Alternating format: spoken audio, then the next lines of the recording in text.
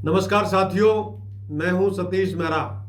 Middle east में एक बार फिर आसमान से मिसाइलों की बरसात होने लगी है। इजराइल और ईरान के बीच तनाव अब जंग में बदल चुका है। इजराइल और ईरान एक दूसरे को खत्म करने पर तुले हुए हैं। दोनों देशों के बीच युद्ध लगातार रौद्र रूप ले रहा है।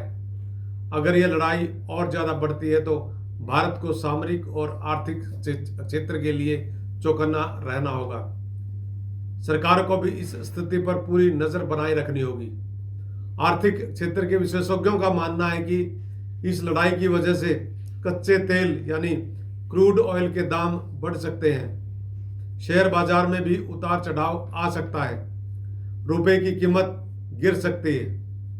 हालांकि भारत की अर्थव्यवस्था मजबूत है, इसलिए भारत किसी भी परेशानी से आसानी से इस प्रकार से निपट सकता है। भारत को ज्यादा नुकसान होने की संभावना नहीं है। ईरान ने 13 जून की सुबह इजराइल द्वारा किए गए हमले का अगली ही रात को जवाब दिया। ईरान की तरफ से 100 बैलिस्टिक मिसाइलें दागी गई, जिससे तेल अवीव में हाहाकार मच गया। इजराइल ने 13 जून की सुबह ईरान पर सैन्य हमला कर दिया था। इजराइल ने ईरान के सैन्य ठिकानों और न्यूक्लियर ठिकानों को ध्वस्त कर दिया था। इजराइल ने 200 फाइटर जेट से 300 हवाई हमले किए। इसके साथ साथ इजराइल ने ईरान के परमाणु और सैन्य ठिकानों पर हमला बोला। इस हमले में तीनों सेनाओं के सेना प्रमुख सहित सेना के 20 कमांडर मारे गए। इसके बाद ईरान में खलबली मच गई। तेहरान धुआं धुआं हो गया।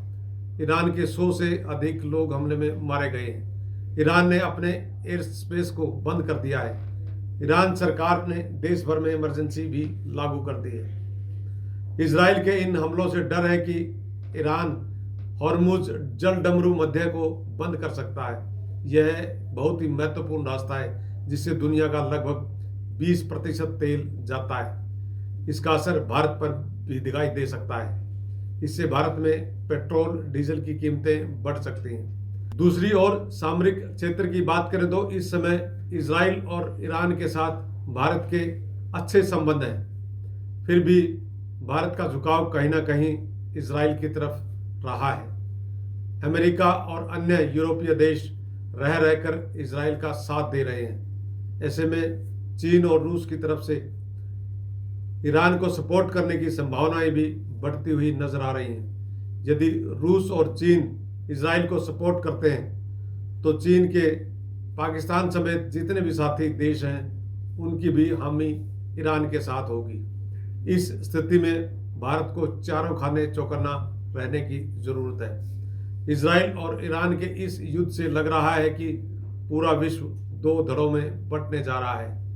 भारत को इस मौके पर कूटनीति की रणनीति अपनाने की विशेष जरूरत है। इजराइल और ईरान के बीच चल रहे तनाव का भारत की अर्थव्यवस्था पर पड़ने वाले असर को नकारा नहीं जा सकता। मुख्य बात यह है कि अगर इजराइल और ईरान के बीच युद्ध लंबा खींचता है और चीन तथा रूस ईरान की तरफ अपना इंटरेस्ट दिखाते हैं तो निश्चित रूप से भारत के सामरिक और आर्थिक क्षेत्र पर प्रभाव पड़ना तय है। इस स्थिति में भारत को बहुत सूझबूझ बरतने की जरूरत है। नमस्कार, आप देखते रहे अर्थ प्रकाश टीवी।